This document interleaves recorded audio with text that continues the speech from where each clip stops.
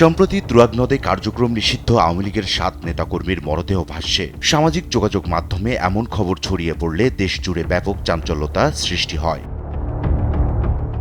এমন বাস্তবতায় রোববার বিকেলে ঢাকা জেলা পুলিশ সুপার কার্যালয়ে সংবাদ সম্মেলনের আয়োজন করা হয়। এ সময় পুলিশ দাবি করে, তুরাগ নদে ৭ মরদেহ ভাসছে। সামাজিক যোগাযোগ মাধ্যমে ছড়িয়ে পড়া এমন খবর সম্পূর্ণ ভিত্তিহীন। অপপ্রচার সোশ্যাল মিডিয়ায় চালাচ্ছে, এই ব্যাপারে আমরা তৎপর রয়েছি এবং তারা যারা করছে তাদেরকে আইনের আওতায় আনার জন্য তৎপর রয়েছি।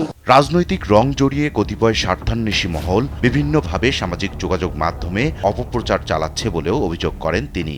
নেতিবাচক ধারণা সৃষ্টির অপপ্রয়াসে বর্ণিত ঘটনা দুটিতে রাজনৈতিক রং চড়িয়ে কতিপয় স্বার্থান্বেষী মহল বিভিন্ন সামাজিক যোগাযোগ মাধ্যমে নানান ধরনের মিথ্যা এবং বিভ্রান্তিমূলক অপপ্রচার চালাচ্ছে।